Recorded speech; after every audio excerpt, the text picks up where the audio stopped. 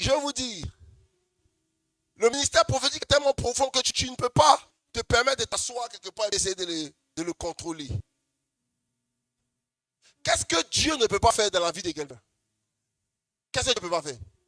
On peut être à la là et puis Dieu fait apparaître une pile d'argent ici, physiquement. Ou bien, Dieu peut le faire, tout le monde est d'accord, non? Pourquoi alors quand un prophète fait un miracle que toi tu n'as jamais vu dans ton église, tu as l'impression que Dieu n'est pas dedans? La plupart du temps, c'est ta frustration, souvent homme de Dieu, c'est ta frustration qui fait que tu critiques.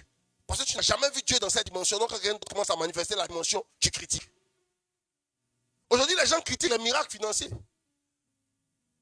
L'argent qui apparaît, l'argent qu'on transfère, les gens critiquent ça.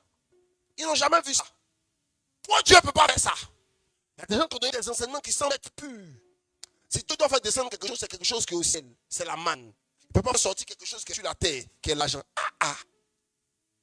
Et puis tu pries Dieu pour avoir maison. Ça vient du ciel. Hypocrite. Amen. Et certains serviteurs, quand ils parlent, c'est un décret qui est scellé par Dieu. Lis Daniel 4, verset 17. Cette sentence est un décret de ceux qui veillent. Cette sentence est un décret de ceux qui veillent. Cette résolution est un ordre des saints. Cette résolution est un ordre des...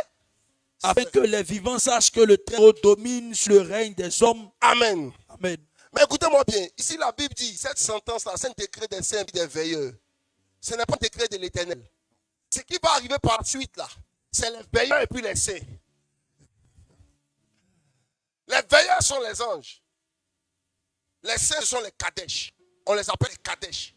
Ceux qui ont l'huile, ceux qui ont été mis à part par l'Éternel pour décider de ce qui doit arriver sur la terre. C'est pourquoi 1 roi 17, à partir du verset, la Bible dit, on parle de lui, le Tishbite, un habitant de Galahad, qui apparaît, qui dit quoi? Il ne principe, donc il dit pas ici par l'Éternel, il s'arrête et puis il dit, il ne prendra pas en Israël. Sinon Amar, il n'a jamais parlé de Dieu, lui a dit. Il n'a jamais dit, Éternel Dieu Tout-Puissant, merci pour ta grâce, bloque la pluie. Il n'a pas fait de prière. Il n'a pas dit ainsi par l'Éternel, il ne va pas pleuvoir. Lis 1 roi 17, verset 1. Élie le Tishbite, l'un des habitants de Galade, dit à Akab, l'Éternel est vivant, le Dieu d'Israël dont je suis serviteur, il n'y aura cette année-ci, ni rosée, ni pluie, sinon à ma parole. Il dit l'Éternel dont je suis le Épès, le serviteur, celui qui est contrôlé par Dieu, qui fait un avec l'Éternel.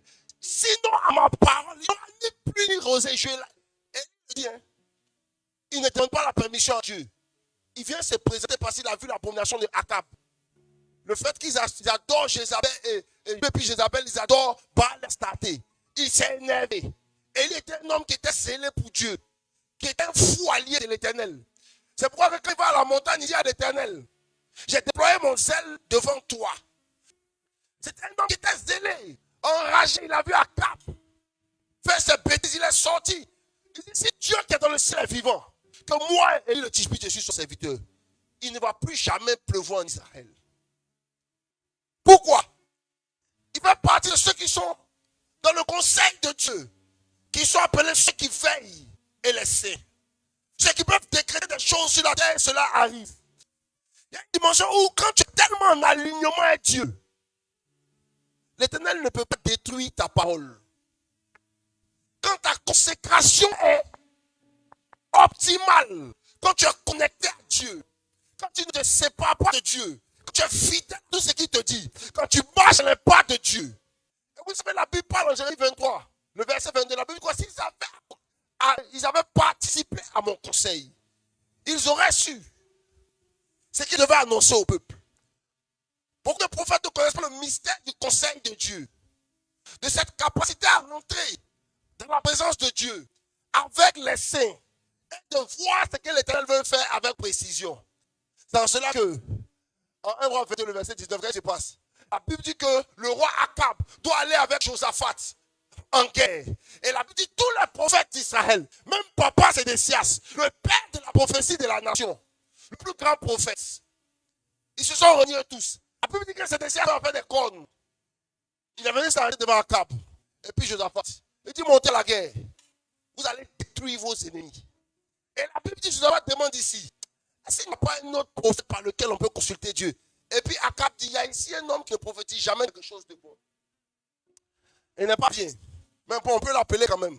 Quand on va chercher Michée, tous les gens disent, ah, si, tous les pères de la nation ont dit que on va gagner la guerre. Il faut savoir ce que j'allais dire là-bas. Il dit, moi, il dit ce que l'Éternel m'a dit. La Bible dit, quand il arrive au verset 19, il dit, j'ai vu l'Éternel assis sur son trône et l'armée des cieux était autour de lui. Et l'Éternel a demandé, quel esprit ici peut être un esprit de mensonge dans la bouche des prophètes? Michel faisait quoi à cet endroit où l'armée des cieux était autour du trône de Dieu? Parce que la Bible dit, Jérémie 23, s'ils avaient assisté à mon conseil, il y a une dimension où tu es un invité au conseil de Dieu permanent. Il y a certains prophètes qui prophétisent parce qu'on parle de l'aide du Saint-Esprit. Le Saint-Esprit touche des gens pour prophétiser. Mais une autre catégorie de prophètes qui est toujours constamment dans le conseil de l'Éternel.